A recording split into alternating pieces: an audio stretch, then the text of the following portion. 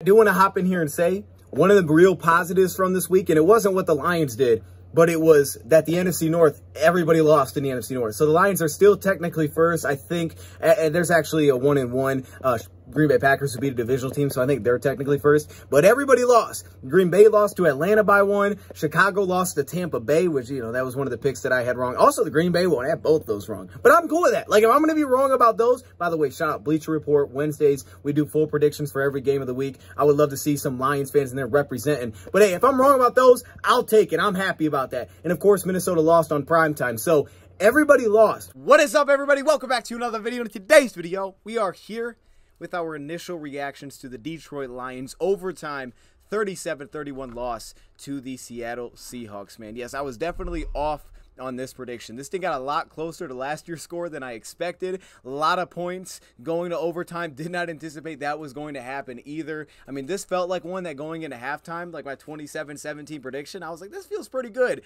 And I just felt like the flow of the game was going our direction. It felt like we had a real opportunity to get on top potentially by 2 scores, get them in the position I thought they were really trying to stay out of.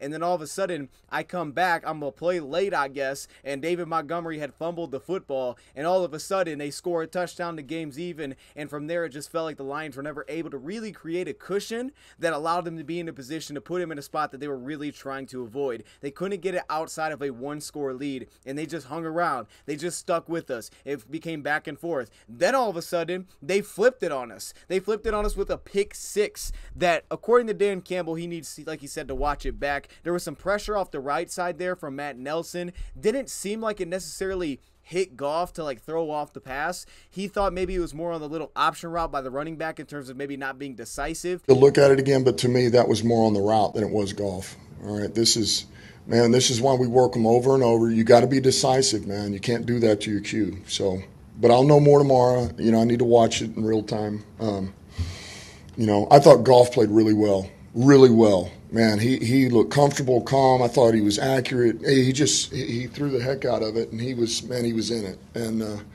I was really proud of the way he played. It was something that the Lions went to a lot in this game, and they had a lot of success going with the running backs, attacking linebackers, going empty on 2nd and 5 consistently with a good first down. Come out, we'll go empty, we're going to spread you out. You want to play zone? Great, you're going to give us some zone holes to attack. You want to play man? We're just going to find those matchup beaters that we want. We're going to find the one-on-ones that we want, and we'll get the ball out quickly to protect our offensive line. That was one that Campbell thought may have been more on the route than necessarily the pass. But regardless, that kind of flipped everything with that pick 6. Now we're playing from behind, and that is when the Lions had really an excellent response to coming back from down by 10. I mean, it was a late hit on Jared Goff, and you could see the emotions were flying. People were fired up after that. They come back immediately and try to take a shot. Maybe some of that juice was flowing for Jared, like, okay, I'm upset. So we tried to fire it into a seam, and it was broken up. Great coverage there to Khalif. It was a great read as well, but really good coverage. Looked like maybe a cover 3 type of look that we had attacked all day. But ultimately, without Amon-Ra St. Brown on that possession, of course, we lost Big V.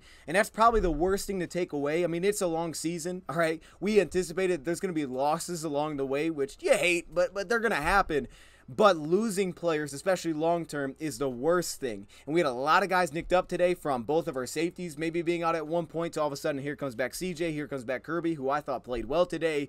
And then you look at the offensive line, to lose Big V, which looked pretty darn serious. Seemed like he got rolled up a little bit on that knee. He was questionable but did not come back. That looked serious. And then David Montgomery as well, checking out his right leg. He gets carted off, which was a huge loss because now you see Craig Reynolds implemented. But for what Jahmyr Gibbs is, skill set-wise, he is like the perfect opposite to a guy like Jahmyr Gibbs. He brings a lot of things that Gibbs doesn't necessarily bring in just a different package. So he's like the perfect 1-2 punch, perfect thunder lightning, perfect boom bam, whatever you want to call it to Jahmyr Gibbs. So to lose him would be absolutely massive because he seemingly was being very efficient, playing well. We had too many negative runs in there, but I don't know that necessarily those were consistently on him. Obviously, the fumble was crucial. In the ball, we were up by 7. Things felt good offensively. That was crucial, but even after that, he bounced back. He was running hard. So the biggest thing will be the injuries. Like, that's really the thing that I'm going to focus coming out of this week. St. Brown, obviously, he fought his way back onto the field. Laporta came off for a play. May have just been tired. He comes back onto the field. The injuries are going to be the part to circle. Even Hutchinson dinged dinged up, and then he came back into the game. So I'm just hoping for nothing super long-term there. It is early in the season. I want to talk a little bit about this game, some of my initial reactions. Of course, I haven't went back and watched this game, so there's going to be things that I just don't know necessarily what actually happened on the play. So there's that side of it. So I'm just kind of going off of memory and kind of how I'm initially feeling to this. And I wanted to point out some things that really stuck out to me. First off, some good. Let's start again with the run defense. You talk about Kenneth Walker, 17 carries for 43 yards. He averaged 2.5 yards per carry. That's outstanding. That is outstanding. Yes, there were a couple things that he did after first contact. He made a couple plays happen a little bit off script, but 2.5 yards per carry, we'll take that all day long, especially at that volume. Even Zach Charbonnet, 4 of 16, right? I mean, 4 for 16, that's 4 yards a carry. Geno had a couple in there, specifically on the one play where John Kaminsky jumped inside the offensive guard. We're in man coverage in the back end, and there was no one to fill that pass rush lane as the edge rusher went around the tackle. So you left a big gap there for Geno Smith to attack. Outside of that, wasn't terrible, although there was a lot of off script in terms of we just weren't able to finish. That was the main thing for me on the defensive side. I think just from a simplistic view, because I just watched it live, so I don't know exactly what we were doing schematically, but I think just from the simple view, the plan seemed to be we're going to keep things in front of us, not give up the big play that can break this thing open, right? And if you look at that, you're talking about, the DK Metcalfs, Tyler Lockett's. They didn't have a lot of big shot plays, but they did have some chunks in there, specifically I thought against man coverage, and that scenario where Geno Smith was excellent against man last year because those two guys can just beat man coverage, and he was also one of the best quarterbacks in the league against a blitz, and that felt like the other part of it. Keep things in front of us, don't give up the big play, but the key to that is we need to get some negatives. We need to get you behind the chains. If we can get you behind the chains, we believe we're going to win this matchup consistently because that plays completely into our strengths and completely away from how you want to play the game, because you and I both know you have 2 backup tackles in there, and give them credit. I mean, from just watching live, they seem to do actually not too bad, specifically on the left tackle position. Right tackle, they threw a lot of help. Hutchinson got that matchup a lot early. A lot of tight ends, designed rollouts away from him, running the ball away from him. On the opposite side, though, I think they have a backup tackle that's not terrible. He didn't look terrible last week either against the Rams. The right side looked a little bit more rough, but credit to them for staying on top of the chains. Didn't allow us to get them into those spots. And reason I say that is because I went through and just looking at the play-by-play, when they were in 3rd and 5 and longer, and I think the biggest issue is there's not more of these plays. There should be more situations where they're having to convert legitimate 3rd downs. There's not enough of them. When it was 3rd and 5 and longer, here were the results. The first one was a 3rd and 8. That was a completion, and that was a DK Metcalf for 16 yards. After that, 3rd and 10, what did they do? They threw a screen. They didn't even try to push the ball that far. They said, we're going to throw a screen. Because, on 3rd and 10, we can run games up front. We know that you have to drop back and hold it because you have to get to that distance. So a lot of things can go bad if you don't trust that pass protection. Next 3rd and 10, throwaway. 3rd and 6, 3-yard scramble. Ultimately, they punted there. 3rd and 7, incomplete pass. And that was after a 3rd and 2 that they had converted that possession. 3rd and 5, they hit Lockett. And this was the one on Jerry Jacobs who was playing on the outside where he kind of just darted off over top. And he broke that out-breaking route right near the end zone. And that's one of those chunk plays that they picked up. So you have a couple times where you just got beat man-to-man. A 3rd and 18, that was the sack. And then, of course, in overtime, you had the 3rd and 6, which again was DK Metcalf. And this was DK Metcalf running that dig route on Jerry Jacobs with help over top. Like, you had the bodies there. You're in a 2-man look. You need to stay inside leverage in that situation that Jerry was trying to with a safety over top, and you get beat on that play, essentially bracketing the guy in. So when you looked at it, the results made sense. You could see why, that's the game plan. But then I think you can make the argument, and I'm not going to make a strong argument here because, again, I haven't seen it all, so I don't know exactly what he did to adjust. I'm sure there were adjustments. Little things that I noticed live, like, hey, flipping the side that Aiden Hutchinson's going to rush on. We're going to keep him on the right side. Okay, let's flip it to the left side, see if we can get him one-on-one with the tackle. They didn't seemingly lean into that, but they tried it a couple of times. So I'm not going to speak on that too much because, again, this is just my initial reactions. But you could argue, okay, maybe they should have gotten a little bit less aggressive because I can't tell you the exact number, but it seemed like the Lions are bringing a lot of 5-man at least rushers, specifically from the slot, specifically with Brian Branch. And while there was a couple of plays made in there, like the near pick 6 that Kirby Joseph had, who, again, I thought had a good day jumping on that outbreaking route near the end zone, you had just a lot of we're getting heat, we're moving the quarterback, we're getting a hurry, that stat's going to count, but we're not getting the sack, right? We're not even sometimes getting the hit. And that was the key. It was he's still getting the ball off. And the biggest thing on that, it wasn't he was getting the ball off and it was incomplete. It was he's getting the ball off in one of these tight ends, these running backs, these underneath throws are being converted still. and then that happens, and of course you have a big opening because you have one less defender. When you bring that nickel and he throws it right there, then you can have success. Towards the end, did a pretty good job of limiting that with the 2 slot corner looks that they brought, and then of course they limited the reception after that, which was good with Derek Barnes, who again seemingly did some really good things against the run once again in this game. But we talked about that matchup, linebackers against their tight ends, their backs.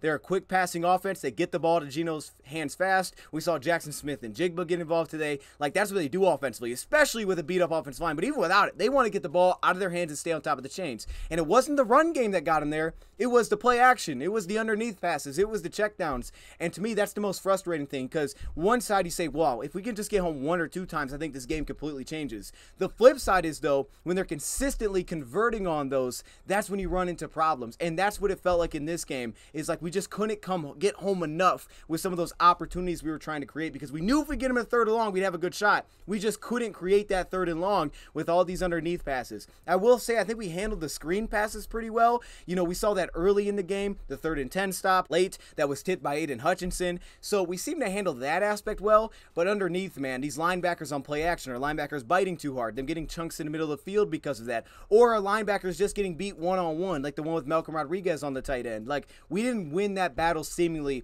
in initial reactions. They seemingly took that edge, and that to me was a huge key coming in. You just look at the stats there. Fant, 4 receptions, 56 yards. Parkinson, 2 receptions, 41 yards. Disley, 3 receptions, 35 yards. Charbonnet had 2 receptions. Kenneth Walker had another reception. They just seem to kind of win that battle more often than not. Offensively speaking, I think there's a lot to like. Obviously, the 3 turnovers were the key in this game, right? The pick 6, which we touched on, the fumble was a key, and then the turnover on downs. Yes, Dan Campbell was ultra aggressive once again, and I'm not necessarily going to, you know, be too mad about that. I mean, look, I could have questions about, like, ooh, would I have went for it there? I don't know that I would have went for it there, but that's not necessarily the issue that I have. But schematically, you know, they mixed in a little reverse there late with Khalif when they didn't have St. Brown. I thought the way they utilized the run game and some of those 3rd down looks was effective. Some of the light boxes we were able to attack with checks at the line of scrimmage, and then also on top of that, the way we were able to get some shot plays against their cover 3 defensively, the way that we attacked the seams of the defense, the way that Goff was able to stay aggressive, was able to push the ball. I thought there was a lot of good in terms of the passing game. Run game, however, definitely inefficient because of too many negative plays. And that was something I think we were prepared for coming in. It's like, hey, these edge rushers are ultra aggressive.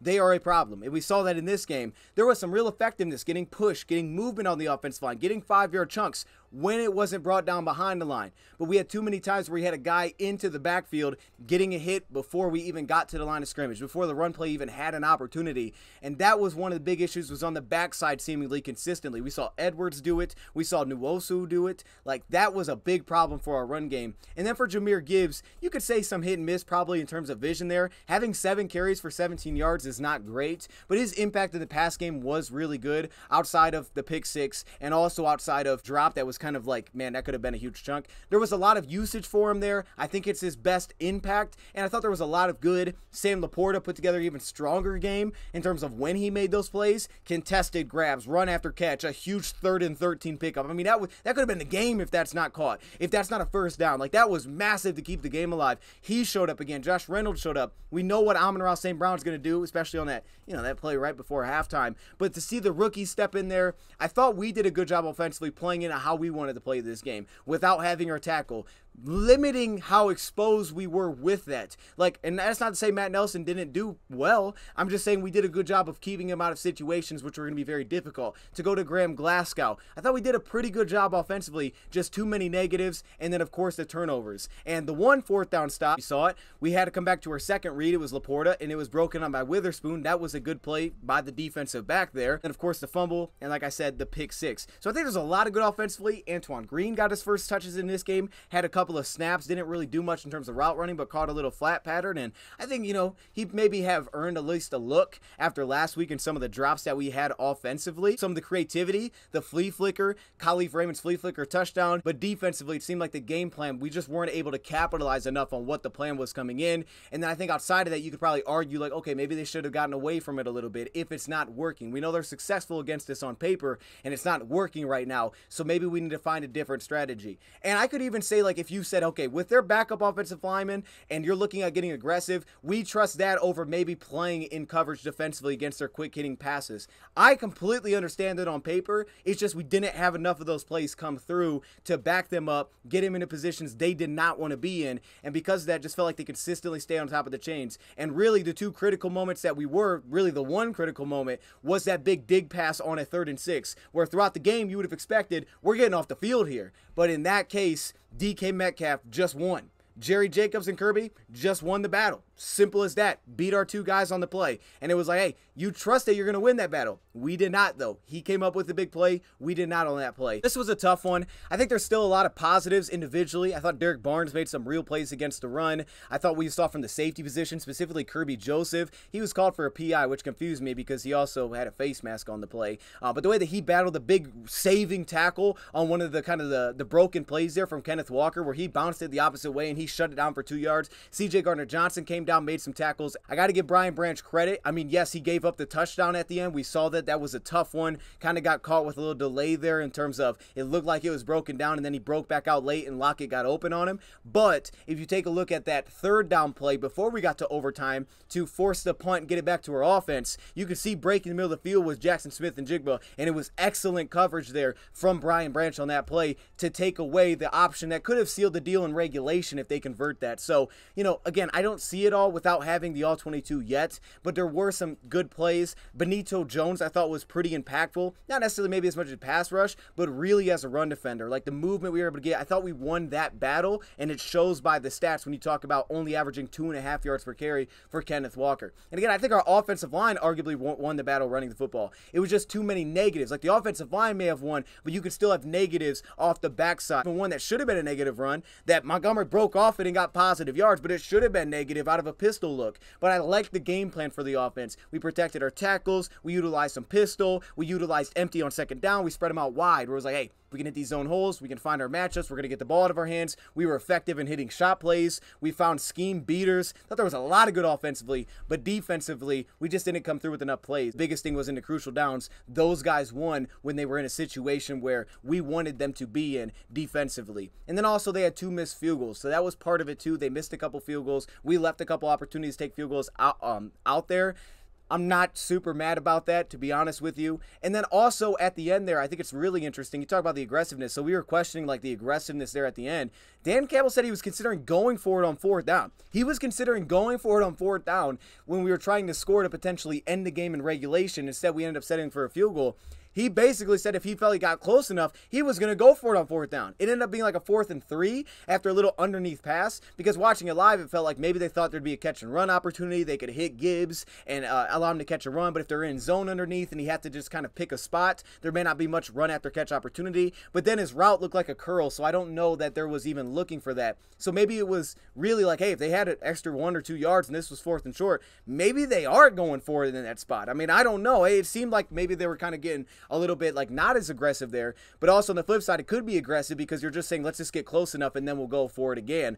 And instead of trying to pick it up all at once. So I don't think Campbell really ever necessarily backed off in terms of his aggressiveness. I don't know what the big difference between 4th and 3 and 4th and 1 would have been outside of really the run game threat, especially if you wanted to run the ball. But with no David Montgomery, it feels like it would have been a pass regardless. So I'm not sure what he would have needed to see there. Now in 2nd and 7, we had an opportunity to St. Brown. That one was incomplete. That pass seemed to be a little bit low. That could have been a key play to just keep the drive going naturally. But I'm not really sure what he was talking about there, unless he meant just if we had a 4th down and we were closer to the goal line, maybe we would have went for it over kicking a field goal. Understand that. But the point is, I don't really have too many questions about Campbell's aggressiveness. We kind of just know what he is. And also in the flow of the game, we weren't getting a ton of stops. And I understood if your mindset is we got to get ahead so we can play into our strengths and play away from what they do well, I understand that. We want to force them to hold the ball longer. We want to force them out of being able to play in a one-score game like LA Rams were able to do. But we were never able to create any cushion in this game, and I thought we would. We didn't. And I really do think that kind of fumble, and I'm not like blaming Montgomery for the loss, but that fumble can be key, because I do think if we can get up 2 scores at any point, we can really shift the way that this game is played. And we just were unable to do that. We were just back and forth, and I thought it left, for the most part, everything open for them. And they converted on the crucial 3rd and 6 they needed in overtime, but if we could have got them into more of those spots, obviously the odds were going to be in our favor, and we were just unable to do that, just unable to make enough negative plays. So it was a great stop by the defense with Hutch's tip and then the sack and Brian Branch's coverage in the end of regulation. But in overtime, you talk about, again, underneath, attacking us underneath. You talk about the play action shot when the linebackers bite down too far. Late route there, which, you know, maybe there could have been a holding on that play. Obviously, I'll say there should have been a holding on that play. But to lock it on Brian Branch, it is the Lions' first loss of the season. We knew we had to do this at some point. I hate to do it, but I think there's a lot of good to take away from this. I really do. You could say I'm not like overly upset, because I really do feel like there's a lot of good to take away from this. And it's a tough loss. Every loss is tough. But anyways, let me know your thoughts in the comments below. We'll come back. I'll leave it there. I'll keep this short, sweet. Thank you, Prep, for watching, and I'm out.